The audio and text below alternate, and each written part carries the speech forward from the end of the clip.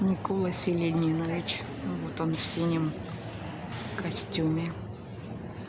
Из фрагментов отдельно. Все обжигал в рубель в мастерских Саввы Мамонтова. Вот это желтое лицо, это Вольга.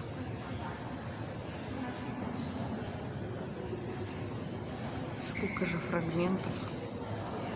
Вот точно такой же камин был отправлен в Париж. 4 камина он таких создал.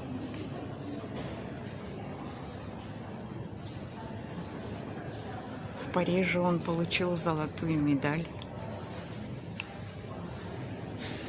А когда горел камин, то казалось, что дракон изрыгает огонь.